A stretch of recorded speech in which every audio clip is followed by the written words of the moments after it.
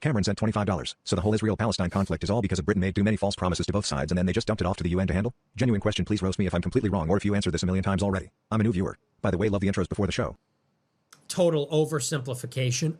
So basically the British were like, fuck it. They made a bunch of... Shut up, dude.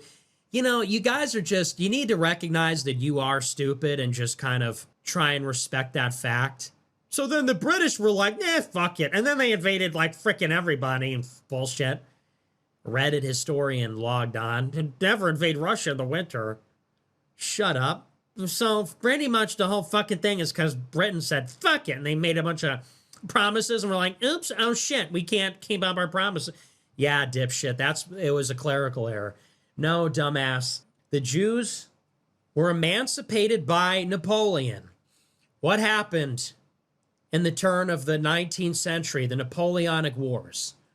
Napoleon invaded Europe to create a continental system. Along the way, he instituted a Napoleonic code, emancipated the Jews on the basis of his liberal ideology.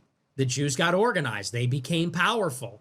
All of Europe was racing towards something in the 19th century, industrially, economically, militarily, intellectually. It came to a head with the unification of Germany, convulsions that happened in the first half of the 20th century. And Jews, like everybody else, were doing the same thing.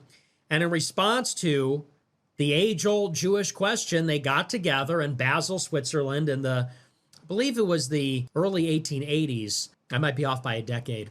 And they got together and they made a plan to colonize Palestine. And they undertook a deliberate effort. There were several aliyahs in the late 19th, early 20th century where they sent thousands of Jews, bought land from the Turks, settled, built farms, and they tried to create this Jewish state. And to the extent that the British were involved in the Balfour Declaration, you're talking about Sykes-Picot and Balfour. The British came into possession of the Ottoman territories, the British and the French did. But it precedes that. The Sykes-Picot Agreement was preceded by the Balfour Declaration. And that is a deal where Jews in Britain and the United States leveraged each other to bring the United States into the war. And the Jews would convince Woodrow Wilson to do that. And in exchange, the British would give the Jews in the United Kingdom the Balfour Declaration and talk about this aspiration for a Jewish state in Palestine. But it didn't end there. Then, under the British mandate, the Jews continued their slow and steady occupation.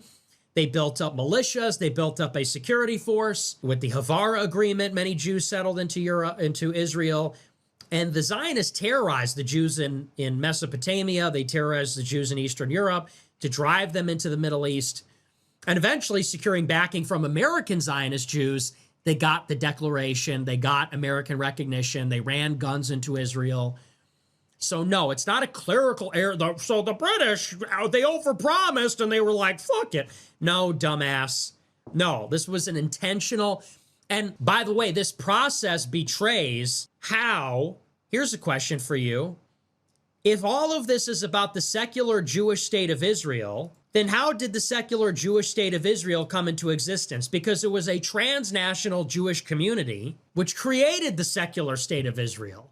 There was already existing an international Jewish power that was so mighty and so influential that it was able to create a state out of these world wars, out of these developments over generations. Think of that. That tells you a little bit about the nature of the problem. So that's the real story.